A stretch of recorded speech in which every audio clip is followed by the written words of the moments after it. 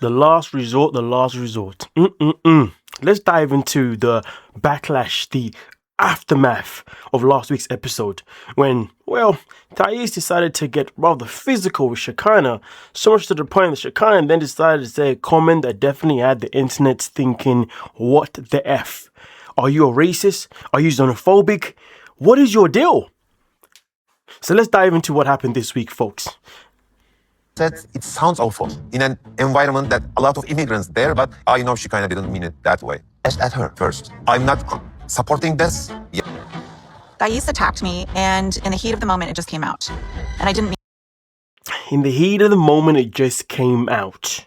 In the heat of the moment, it just came out. But let's let her finish. Came out. And I didn't mean it that way. Like, my husband's an immigrant. My daughter's dad is an immigrant. It's any immigrant, it's just towards her specifically, and it had nothing to do with Guillermo. So, you know, from my experiences in life of being around people who you didn't realize, didn't know that they have this thing where if you put them in the mood that is bad enough, then their tongue will slip and say how they truly feel. That when they are in a bad mood, that they will say things that they're really about that. But here's the thing, folks, okay? If I take this from a point of somebody who has lived a life where I've heard racist comments towards myself, towards other people, I've heard racist comments that were directly like, yeah, I am literally saying that you're this, that, and another. Then I've been put in a position where somebody has just randomly just sat there and said a random racial slur. And they go, oh, sorry, I didn't mean anything about it. It just came out of my mouth, you know. I was, yeah. Or in the same situation here, where somebody is so upset with you, they just say a word and say, oh, no, I didn't mean it that way. But the question always remains a very simple question. Why was that thought even in your head in the first place? Because we know that anybody that we have around our life that does not judge us based on our pigmentation, that does not judge us based on where we come from, we know that even when they are absolutely furious, they will still never utter any word, nor will they ever even think about any word or any sentence that is going to be malicious to that extent. They will only say things that are around other stuff, right? So for Shekinah to sit there and to say, I didn't mean it like that. You know, I was just upset. That is not a good defense. That is literally called digging yourself a bigger hole. But give me your thoughts, please. Give me your thoughts. like, at this point, I'm just done. I know how that feels because his mom has told me to go back to my country a few times. I didn't mean it in a bad way. I just don't want anyone around me that's going to be so unpredictable. If it, You see what I mean? The explanation just isn't explaining. The explanation is just making things worse. like, now what I said is the focus and not what she did. Like, I don't want girls like her around me. That's what I meant. Now, one thing that I definitely won't contest is that nobody should want to have anyone around them that sees violence as an answer. But at the same time, nobody should want to be around anybody that sees saying things that you shouldn't be saying, that you know is going to be offensive to other people, shouldn't be saying. Okay? That's the grand scheme. We've got two people who are both in the wrong in their own different ways. Is one worse than the other? Subjective. Either way, there was never a right in this situation. So the fact that we are watching people taking sides is wild. The fact that the people out there on Thais' side on the show is crazy, or there's somebody out there on Shekinah's side is crazy. Both women need to be accountable. But here's the thing, folks. This is what went down when it came to the show itself, The Last Resort. But when it came to Between the Sheets, Shekinah then she kind of survived. She kind of, what's the word I'm looking for here? Revived herself a little bit. But let's dive into what happened on Between the Sheets. When Jenny started expressing to me how those words have affected her, because apparently Sumit's mom has said that to her before, no idea that there was that perspective on the impact those words could have. You know, when she first said, I didn't realize there was that perspective, I fully thought that she was going to say, I never really thought about an American receiving that type of comment, because it's usually like an American or a Brit or a Canadian or something like that, usually, or, you know, someone from any, said even European country per se or whatever, would say those things to other people from other continents. You know, whether it be an African continent, Asian continent. You know what I mean? That's what I thought she was going to say originally. I was thinking, hold on a minute, you're about to make it worse for yourself. But then she obviously said it differently here. But let's continue though, because there's more to come. I've been for her before. And so that made me really feel bad. I hadn't thought of it in that way. And he does tell me every time we fight that he's going back to his country. But here's the thing though, let's just go back to the whole Jenny situation. You never thought it that way before, but listen, Jenny, what I would like to know from Shekinah is, and this is why I thought what I said. This is why I thought what I thought that I said to you a second ago. Let's just go back a second here, okay? When Guillermo came out to ask her, why did you say that, girl didn't want to answer the question. Fully defensive. He's somebody that is not American, yeah? Okay, cool.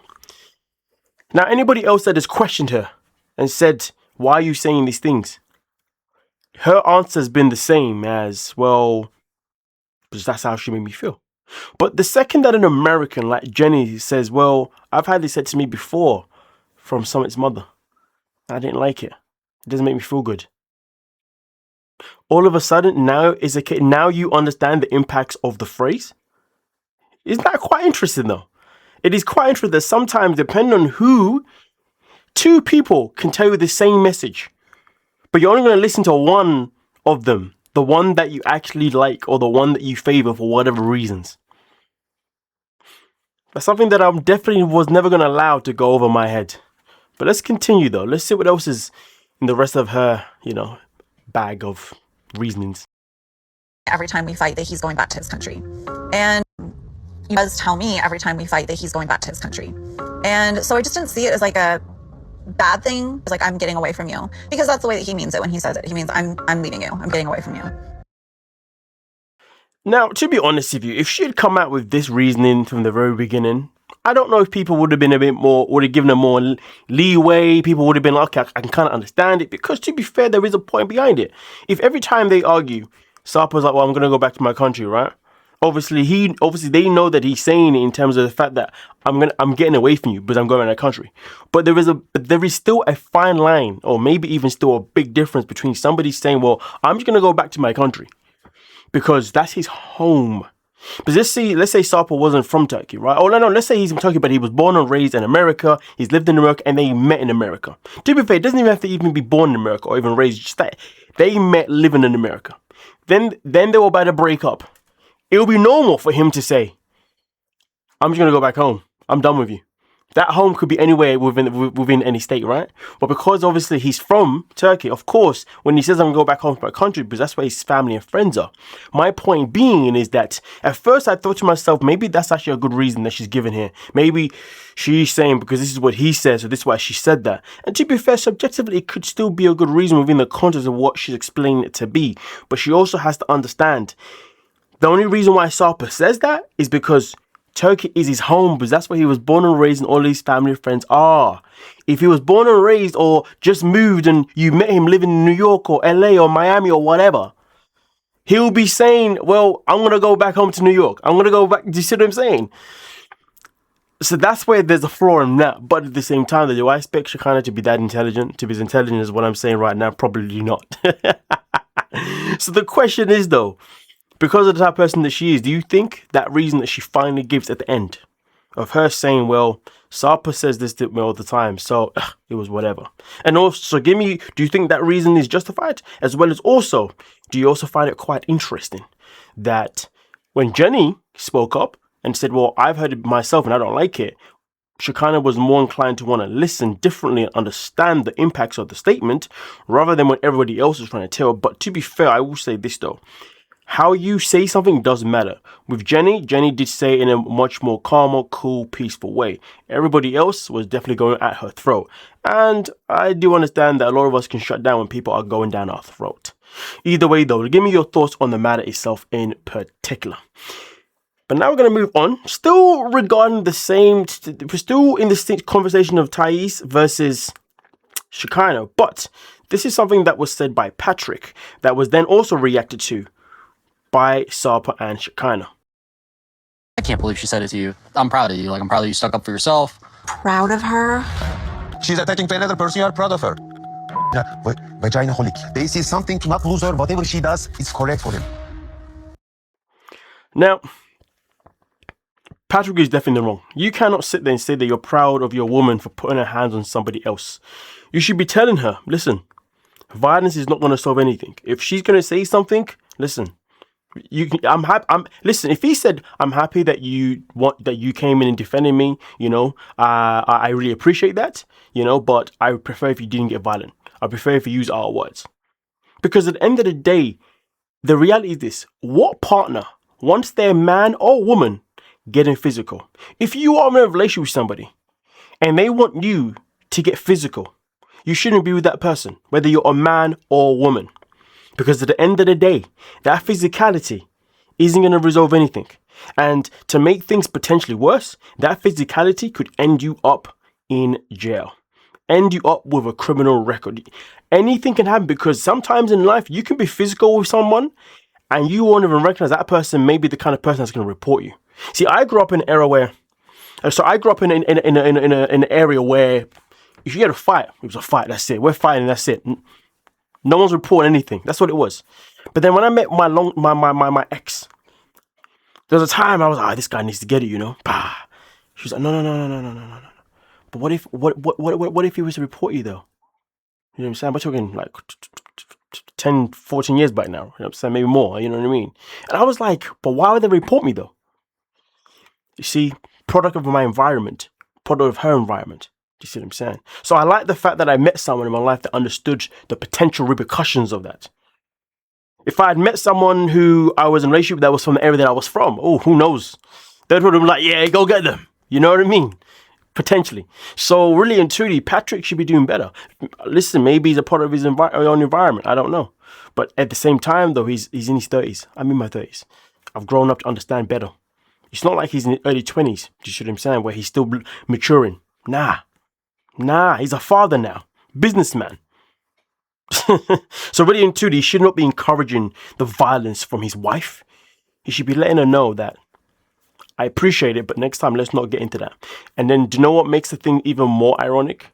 Fast forward to last week or the week before, who got arrested for violence? And who's the person that got her arrested? Oh yeah, it was Patrick that called the police on Thais for getting violent towards him. So it's interesting how he was obviously saying, yes, I like it, I appreciate it, I like the fact that you got involved. But when she put her hands on him, he was quick to call the popo. He was quick to call the Pope. Hypocrites. That's why I like what Sapa said. There are some men out here in this world that will praise anything that a woman does simply because they wanna be able to smash. If they praise anything, that they know there's a better chance of them sleeping with that woman, that wife, or whatever. So he's not lying. He's a vaginaholic, as Sharper called him. But either way, though, give me your thoughts. Give me your thoughts on what obviously Patrick had to say here, as well as what I had to say. But now we're going to move on to the next one. Now, this one here is all about Kara and Guillermo. Let's dive in. Clara tonight because it felt like how things used to be. I mean, easy, carefree. It reminded me of the past. But sex could complicate things even more, and I don't want to ruin all the progress. I heavily respect the fact that he decided to not proceed with, sleeping with Kara after they decided to, kiss at the bar. But to be fair, at the same time, though, out of all fairness to G, to be fair, he actually didn't necessarily want to kiss Kara, sir, because obviously it was everybody else who was around the table. Rebecca, Zaid, Paola. They're like, come on, guys, you should just get it down. And initially, he gave her a kiss on the cheek, but then they kept slapping on that pressure. And because they kept slapping on that pressure, that's when he eventually gave her an actual kiss on the lips. Now, obviously, at that moment in time, they were like, guys, come on now. You know what you got to do? You got to go back, have some fun in the castle. Which, to be fair, a lot of people would have done. But I guess for him, many things are going through his mind where he doesn't want to make a decision that he's going to potentially regret. Which I do heavily respect. But then at the same time, though, just to play devil's advocate, I do wonder, though, if he does withhold kissing and going forward and doing more things with Cara, more because he knows that he has more control over her if he withholds his attraction to her. Maybe he sees that if he gives into her, he's allowing her to be back in control. Maybe he feels that's going to make him feel vulnerable. You see what I'm saying? So maybe he wants to keep that control. Now, that control could be for either good or it could be for bad. That, I don't know. But then this happened. Wait, but did you just say you regret kissing me? Is that what you're saying? Yeah. Then I want it more, but at the same time, that doesn't remove the idea of like you selling pictures of yourself online. But then he goes back to the statement that he made once upon a time before. He already said that he's not really happy that Cara ends up being the mother of his child. I can't remember the word specifically, but he's not happy purely because she became an OF person, which is respectful to a certain degree, but at the same time is very, very hurtful. Some people agree with what he said, some people don't. Some people disagree with what he said. That is entirely up to you. But here he's back here again, bringing up and saying, well, I do regret kissing you yesterday. First it was the kid, now I regret last night. Because, I mean, the question that I have for you folks is he in the wrong? Is he in the wrong for regretting kissing them simply because she's still selling pictures of herself online? Give me your thoughts on that one. And to be fair, it's not just pictures, it's just the whole shebang. If anything, I will say this. Going back to what I said before about, is it all about control? Control in the bad way or in a good way? Well, look at it this way. Even though there was peer pressure to kiss Cara, he still didn't have to kiss Cara. He still could have been like, no, I'm good, regardless. But he chose to obviously give into it. But did he give into it for the right reasons, or did he give into it because of peer pressure, or did he give into it because he wanted control? Either way, it's a whole messy situation that is He would have felt it in his heart and not just in his pants. Manage the fear of letting me back in by just being like, oh, didn't like it, regret it, wasn't important. I mean, honestly, it just feels like a slap in the face. That feels like a slap in the face that he just wants to keep harping on me selling content. And it's just reminding me that we're miles and miles away from being where we need to be in order to salvage this marriage. To be honest with you, I think it was very clear from the very beginning that they entered this series that their relationship was gone. I think the sad thing about their relationship is that Cara, and this is the sad and confusing thing. Cara definitely loves this man. She wants this man. The way she looks at him is crazy work. She looks at him like she wants to worship him, but something's missing. Now, of course, obviously, she spoke about it before in a previous season of Happily Ever After, given the fact that when it comes to himself, when it comes to work, he's very inconsistent. He gets a job, doesn't like it, leaves. Gets another job, likes it, doesn't, and then leaves. So therefore, he's always putting her in a very financial situation that isn't ideal. And not only is he always putting her in a financial situation that isn't ideal, but he's also doing it to their child as well. Which, to be fair, is still a very, very, very strong point. And I can understand why any person can be with somebody, be attracted to that person, fancy the hell out of that person, but then have that thing that just turns them off because of that thing they do. And for him, I believe it's because he's inconsistent with work. He seems to not care, or make her, at least I believe that she feels like he doesn't care enough about committing to a job until at least he can find something that he prefers. Because the issue is that he gets a job, quits it before finding something new. Okay? And that's it. And I can imagine how infuriating that is. And also, he quits it because he always got a new idea of a new thing. And he always has a new idea of something new, but they never actually follows through with the new idea of the new thing. Something that they spoke about heavily on that season of Happily Ever After. So I do generally believe that she does want to be with him. She does love him. But his inconsistency with work, it has become a big turnoff, which I can understand. Because how many people have been in a relationship with somebody, been in a marriage with somebody, even for that matter, have a kid with somebody for that matter, and that person for some reason just never wants to bring in any financial stability, so therefore you're the one that always has to be the one that saves you both. Not only just you both, but you and your kids. And I don't know if it makes a difference whether it's the woman that has to always save the man, or if it's the man that always saves the woman. That one is very subjective because it depends on the dynamic of your relationship. But 9 times out of 10, dynamics of a relationship are either going to be based on both partners being workers, being providers, or the other one's going to be usually the one's going to be provider, one's going to be the one that's going to be doing said things. And usually the one that's the one provider is usually the man, and the woman isn't. You see what I'm saying? Those are the two different dynamics you're more likely going to get 9 times out of 10, right? So therefore, at the end of the day, what woman would want to be with a man that she has to provide for all the time? Which these relationships do exist. But the question that I have though, ladies, when you're in a relationship with a man that you have to keep saving financially all the time, or doesn't even provide in general, how does it affect your attraction to that person? And to be fair, we've also got another couple with the same similar dynamic, Paula and Russ. We've seen the way Paula uses that whole financial burden against him, so much to the point that she only sleeps with him just because she needs it sometimes. And when they do, she says it's never passionate, it's never love, it's just effing. Meanwhile, he thinks it's something completely different. But of course, we understand that with Paula and Russ, the situation is very different because we know that she's the one that asked him to quit his job and all that kind of blah. So there's also dynamics. But end of the day, as far as I know, I don't know any woman that finds a man attractive when he doesn't provide a form of finances or doesn't bring a form of stability in some kind. That doesn't always need to be financial. The issue here we've got is that there's no financial stability from this man because of his back and forth of working. And also, it has been reported that he only sees his son once a week as well.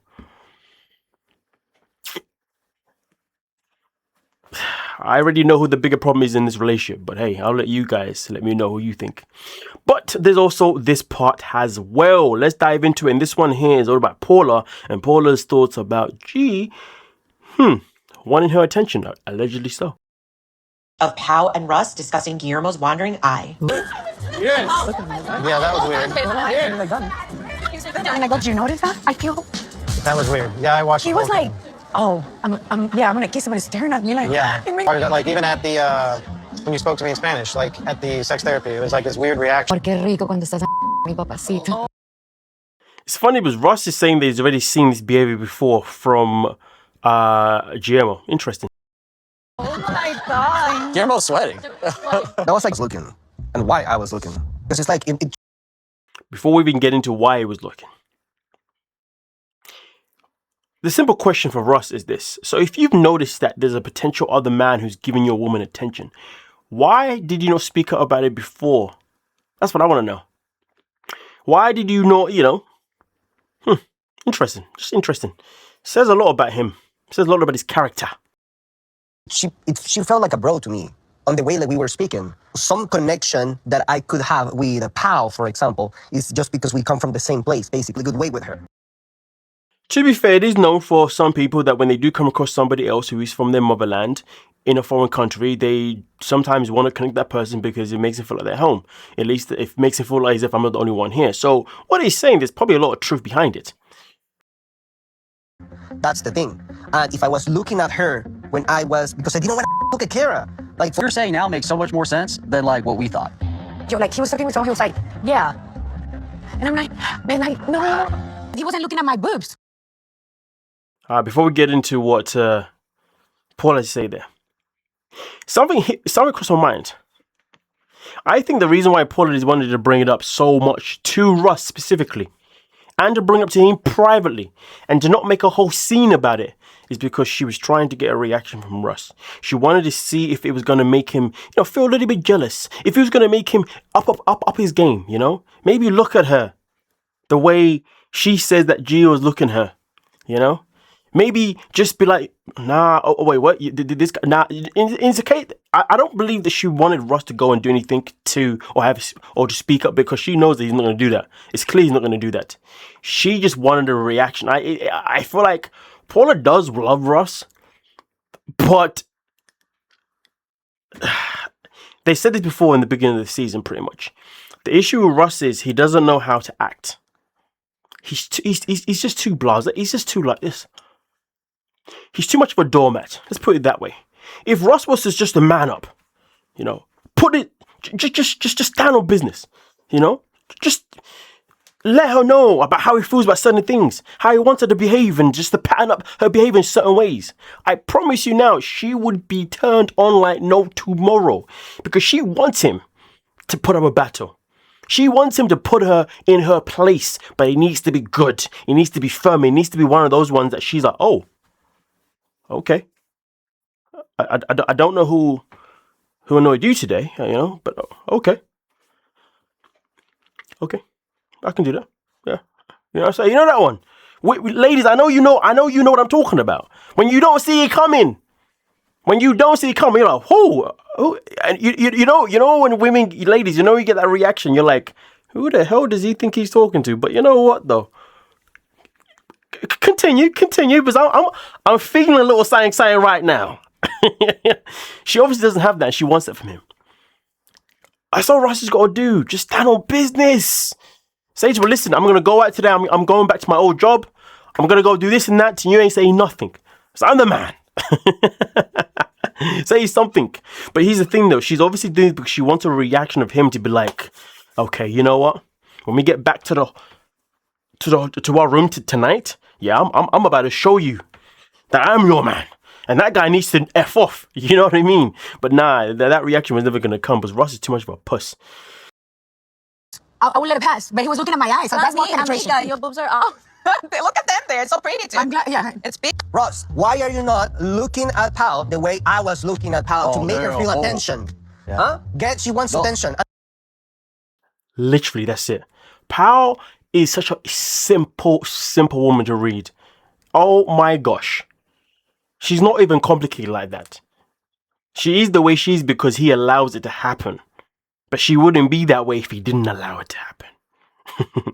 Yeah, in a good way. And I clearly gave her attention, and not looking in a sexual way, but just from looking at her, she felt it. That's what I think. I agree. You know? But to be fair, I do feel like she did use Guillermo as a tool. You know what I mean? Because it was clear to me that she'd obviously spoken to Ross about this prior. She was like, look. I told you. You know what I'm saying? She was using him. She doesn't give a damn about him looking at her. He was just upon her game to get Ross's attention. But Ross is not reading the room. The guy's away with the fairies. The matter of the fact is, you can see as you see it, but in my humble opinion, Paola is wasting her time with this guy. She needs to bounce and find somebody else. She needs to find a man that isn't afraid to tell her when she's wrong. That isn't afraid to tell her that this is what we're doing. She needs to find someone that's really about that business. You see what I'm saying? She needs to find a guy that Saba thinks he is when he's not. But with that being said though, let me know your thoughts. We can talk about it down below in the comments section. Please don't forget to like, subscribe, and hype the video. Peace.